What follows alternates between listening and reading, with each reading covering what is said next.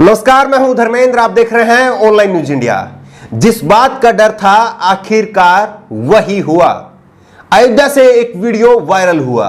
इस वीडियो की जांच पड़ताल करने पर पता चला कि वीडियो अयोध्या का है, जहां पर बीजेपी के विधायक बाबा गोरखनाथ वो एक गांव प्रधान के मृत्यु के बाद उसके अंतिम संस्कार में पहुंचे थे। अंतिम संस्कार में पहुंचे बीजेपी के विधायक बाबा गोरखनाथ से गांव वाले इतने नाराज थे कि उनको दौड़ाने लगे और ये बीजेपी के विधायक दौड़ते दौड़ते ईख के खेतों में, गन्ने के खेतों में जा घुसे और वहां पर घुस करके अपनी जान बचाई। पिछले 2 महीने से लगातार ग्राउंड पर, जमीन स्तर पर जो हालात दिख रहे हैं वो इस बात का अंदेशा दे रहे थे, लगातार इस बात की तरफ इशारा कर रहे थे कि जनता के मन में बीजेपी सरकार के प्रति, नरेंद्र मोदी सरकार के प्रति एक खासा गुस्सा है। जिस तरह से 60 दिनों से जनता सड़कों पर है, सरकार की तैयारियां उनको नजर नहीं आ रही है, तो बीजेपी के खिलाफ ये गुस्सा लोगों का लगातार बढ़ रहा है। हमने कई सारी ग्राउंड रिपोर्ट आपको दिखाई है।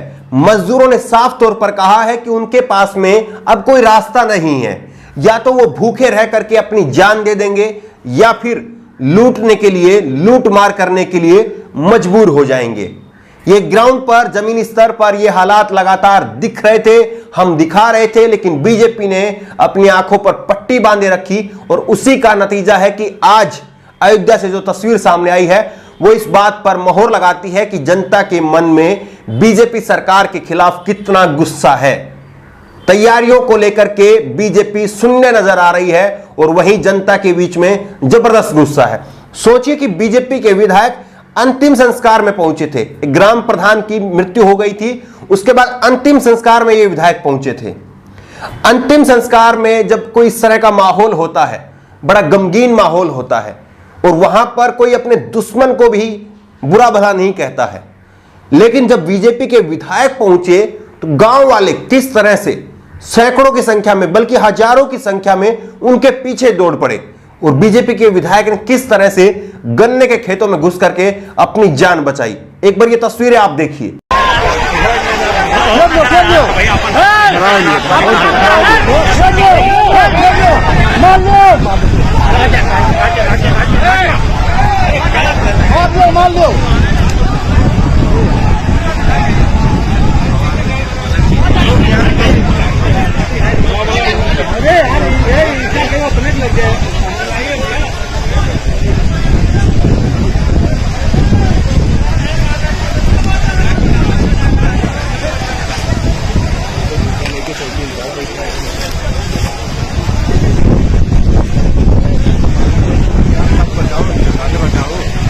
पुलिस वाले ने कहा कि बचा लो।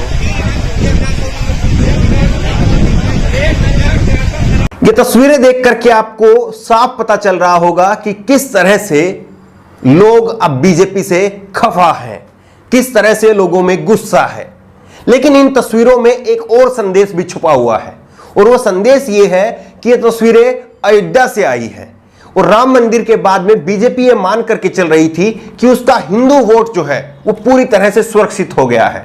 अब उसमें सेंध नहीं लग सकती है, क्योंकि बीजेपी हिंदुओं के सामने राम मंदिर का एक मॉडल दिखाएगी और लोग शांत हो जाएंगे, जय जयकार करेंगे, हर हर मोदी, जय जय योगी बोलेंगे। लेकिन इस तरह से होता हुआ नजर नहीं आ रहा है, क्योंकि लोगों के पेट पर लात पड़ी है और लोगों को सामने दिख रहा है कि सरकार की नाकामियों की वजह से आज उनके ये हालात हो गए हैं। तो ऐसे में राम भी जो है वो अब बीजेपी को नहीं बचा पा रहे हैं, यह साफ तौर पर दिख रहा है। श्री राम भी अब बीजेपी को नहीं बचा पाएंगे, ये इन तस्वीरों से समझा जा सकता है। ये एक बड़ा संदेश है जो कि अयोध्या से आई हुई इन खबरों के मुताबिक ये पूरी तरह से अब साफ है। झूठ आप कितना भी फैलाइए, प्रोपेगेंडा आप कितना भी चलाइए, गोदी मीडिया के सहारे लोगों का ध्यान भटकाने की कितनी भी कोशिश कीजिए, लेकिन आखिरकार जनता को सच एक ना एक दिन समझ में जरूर आता है। देखिए, राहुल गांधी ने सबसे पहले कोरोना को लेकर के सचेत किया। उन्होंने सबसे पहले जो चेतावनी दी वो राहुल गांधी ने दी। उसके बाद में सोनिया गांधी ने रेलवे के टिकट का भाड़ा देने की बात कही। उसके बाद प्रियंका गांधी ने 1000 बसें यूपी चलाने की बात की। एक तरह से बीजेपी को पूरी तरह से बैकफुट पर ढकेल दिया कांग्रेस के इन प्रयासों ने। अब बीजेपी चाहकर भी पूरी तरह से गोदी मीडिया के सहारे जो है अब पाकिस्तान जो है वो टीवी पर एंट्री हो गई है। पाकिस्तान की बातें जो है वो दिखाई जा रही हैं। हमने आपको कल भी बताया, और देखिए पाकिस्तान के सहारे जो है वो किस तरह से प्रोपेगेंडा अब बीजेपी फैलाना चाह रही है, और किस तरह से जो टीवी पर जो खबरें आ रही हैं, अखबार में जो तस्वीरें आ रही हैं मजदूरों की, नंगे पैर चलते हुए बच्चों की, उनको ढकने की कोशिश अब पाकिस्तान के सहारे हो रही है। पाकिस्तान से तिरपाल मंगाया जा रहा है, टीवी पर वो तिरपाल दिखाया जाएगा और उसके सहारे इन तस्वीरों को ढका जाएगा। लेकिन लोगों को शायद अब सच नजर आने लगा है। ये वीडियो आप देखिए, ये वीडियो ट्रेन से एक युवक ने बनाई है और उसके बाद में ये वीडियो भी वायरल हो रही है। किस तरह से ये युवक कह रहा है कि उसकी जो टिकट है वो 100 लोगों की टिकट सोनिया गांधी कांग्रेस पार्टी के द्वारा बनवाई गई और वो अब अपने घर जा रहे हैं। क्या कह रहा है ये युवक, आप खुद सुनिए। आज मैं जा रहा हूँ अपने गांव, और अपने गांव के 100 आदमी को लेकर के जा रहा हूँ। मेरे पास ये रेलवे का टिकट है, और अगर आज मैं जा रहा हूँ तो सिर्फ कांग्रेस पार्टी की बदौलत जा रहा हूँ, बल्कि हमको भारतीय जनता पार्टी बलसाड़ में रखने में कोई कसर नहीं लगाई थी। अगर आज मेरे को कांग्रेस पार्टी ने सपोर्ट न दिया होता तो मैं अपने गांव के 100 आदमी को लेकर के अपने गांव तक सुरक्षित नहीं पहुंचता और इस महामारी में तड़पता रह जाता। इसके लिए सिर्फ भारतीय जनता पार्टी जिम्मेदार है। और कई लोग क्या लिखते हैं फेसबुक पे, मैं शकल से फेरी वाला नहीं लगता हूँ, तो शकल से क्या नरेंद्र मोदी चाय वाले लगते हैं? अरे भाई साहब, बेवकूफ़ नहीं हूँ, स्मृति ईरानी से ज़्यादा पढ़ा लिखा हूँ। झूठ के पांव नहीं होते और सच को किसी प्रत्यक्ष प्रमाण की आवश्यकता नहीं होती। राहुल गांधी ने दिल्ली में मजदूरों से मुलाकात की, उसके बाद में निर्मला सीतारमण बेहद गुस्से में आ गई। उन्होंने कहा कि मजदूरों के साथ बैठ करके राहुल गांधी उनका टाइम खराब कर रहे थे। बैग अटैची लेकर के, उनका बच्चे को गोद में लेकर के उनके साथ चलना चाहिए था, यह निर्मला सीतारमण ने कहा और किया। लेकिन राहुल गांधी ने क्या किया? राहुल गांधी ने उन मजदूरों से मुलाकात की और उसके बाद उनको गाड़ी से उनके घर तक छुड़वाया। वो मजदूर अपने घर पहुंचे और उन मजदूरों ने घर पहुंच करके क्या कहा वो भी एक बार आप सुनिए। तो आप लोग कितने लोग आए? 14 आदमी आ रहे हैं। आप लोग के साथ बच्चे भी थे? हाँ, बच्चा, एक छोटा बच्चा था। तो आपको राहुल गांधी सर ने गाड़ी अरेंज करके दी? हाँ हाँ, यहाँ आके आप लोगों को सामान मिला खाने पीने का? घर पे हाँ आके? सामान भी मिल गया और हमें। आप कितने दिन के लिए क्वारंटाइन हुए? 21 दिन के लिए। तो आप राहुल गांधी सर के बारे में क्या कहना चाहेंगे? अरे उनके लिए तो समझ लो भगवान मिल गए थे हमारे लिए। इतनी मदद जितनी सोची भी नहीं थी, जिंदगी में कभी नहीं सोचा था जो हमारे साथ हो गया। जो उन्होंने हमें मदद दी, उनकी एहसान हम कभी नहीं भूलेंगे। जिंदगी भर के लिए ऐसा नहीं भूल सकते उनके लिए। तो आप लोग घर वालों के साथ खुश हैं? बिल्कुल खुश। आसपास कोई तकलीफ तो नहीं? कोई तकलीफ नहीं हमको। खाना पीना मिल रहा है यहाँ हाँ, पे? खाना पीना मिल रहा है। कोई आके आपको सामान देके गया? हाँ, देखे गए। राहुल गांधी सर ने यहाँ पे कोई मदद करवाई आपकी? सामान पहुँचवाया? हाँ, प्रदीप जैन जो अपने सांसद थे, मंत्री जी, हाँ, उन्होंने हमें शाम को भी फोन आया था उनका। फिर उनके बाद ये भगवान दास कोरी, उन्होंने फिर राशन लेके हमको अभी सुबह से सब देखे गए हैं यहाँ पे। तो मतलब आप अच्छे हैं, खुश हाँ, हैं यहाँ पे? बिल्कुल खुश हूँ, अच्छा हूँ। तो बीजेपी अब लगातार एक्सपोज हो रही है और बीजेपी के काम अब लोगों को नजर नहीं आ रहे हैं।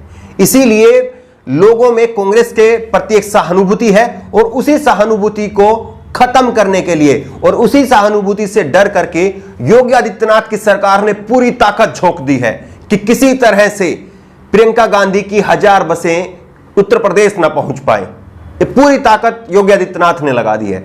सोचिए कि आज जिस तरह से 1000 बसों को लेकर के जिस तरह से योगी आदित्यनाथ की सरकार दबाव बना रही है, उतना ही दबाव और उतनी ही चेकिंग अगर कोरोना को रोकने के लिए की गई होती तो शायद इन 1000 बसों की आवश्यकता ही नहीं पड़ती। लेकिन किस तरह से लगातार दिन भर कि आपकी जो 1000 बसें हैं उनमें एक एम्बुलेंस है, योगी आदित्यनाथ की सरकार की तरफ से एक चिट्ठी जारी की गई है, उनमें एक एम्बुलेंस है, एक स्कूल की बस है और कुछ जो है वो 3 व्हीलर है। अब कांग्रेस की तरफ से कहा गया है कि चलिए मान लिया आपकी बात को भी अगर सच कह देते हैं कि उनमें एक एम्बुलेंस है, एक स्कूल की बस है और कुछ 3 व्हीलर के अगर कागज अगर आपके पास में है तो बाकी की जो 900 बसें हैं कम से कम आप उन्हीं को भिजवा दीजिए। और यही वजह है कि उत्तर प्रदेश में सरहद के ऊपर इस तरह से तनाव हो गया है जैसे भारत पाकिस्तान की सरहद पर तनाव होता है। एक तरफ कांग्रेस ने अपनी बसें खड़ी कर रखी हैं उत्तर प्रदेश के बॉर्डर पर और वो कह रही है कि उन्हें घुसने की अनुमति दी जाए। दूसरी तरफ उत्तर प्रदेश की सरकार अड़ी हुई है कि दस्तावेज जब तक पूरे नहीं होंगे, जब तक पूरा कागज कार्रवाई नहीं की जाएगी, जब तक हम जाने नहीं देंगे। इतनी जांच पड़ताल तो दुल्हन की गाड़ी की भी नहीं की जाती जितनी जांच पड़ताल उत्तर प्रदेश की सरकार इन कांग्रेस की बसों की करने चाह रही है। मान लिया कि कांग्रेस की बसों में अगर कुछ कमियां हैं भी तो, लेकिन इतना मीन मेख निकालने की उनमें आवश्यकता क्या है? मजदूरों को आप जाने दीजिए। अगर 10, 20, 50 बसें अगर उसमें से आपके कागजों के हिसाब से ठीक नहीं है, उनको निकाल दीजिए। बाकी की 900 बसें, 850 बसें, जितनी बसें बचती हैं उनको भेजिए। इतनी राजनीति क्यों? क्या इतना डर गए हैं योगी आदित्यनाथ? क्या इतने डर गए हैं नरेंद्र मोदी जी, जो अपने आप को इतने बड़े जननेता कहते हैं? फायर ब्रांड उनको चेहरा जो है बीजेपी बताती है कि वो हिंदुत्व के सबसे बड़े चेहरे हैं, और वो 1000 बसों से इतना डर गए हैं। आज उनके पीछे, उनके नेताओं के पीछे लोग उनको दौड़ा दौड़ा करके उनको खेतों में घुसा रहे हैं, और वो खेतों में घुस घुस करके अपनी जान बचा रहे हैं। यह हालत हो गई है बीजेपी की, क्योंकि लोगों का चश्मा अब उतर रहा है। और जो अंधभक्त अभी भी बने हुए हैं, मैं हमेशा कहता हूं, अंधभक्त मत बनिए, चमचे मत बनिए, सवाल पूछिए। हर किसी से हक की बात कीजिए, चाहे वो कांग्रेस हो, चाहे बीजेपी हो, चाहे दूसरी कोई पार्टियां हो। लेकिन अब अंधभक्तों की आंखों के भी चश्मे उतर रहे हैं। और अब आपको कहीं पर नजर आया है कि जिस तरह से बॉर्डर पर जो हालात बने हुए हैं, जिस तरह से भीड़ जिस तरह से निकल करके सामने आ रही है, ट्रकों में लोग भर करके जा रहे हैं, क्या वहां पर किसी मोदी भक्त की मजाल है कि वो वहां पर जा करके हर हर मोदी, घर घर मोदी, इस तरह के नारे लगा सके? नहीं है। क्योंकि अब इन बीजेपी के विधायकों को, नेताओं को लोग गांव में नहीं घुसने दे रहे हैं।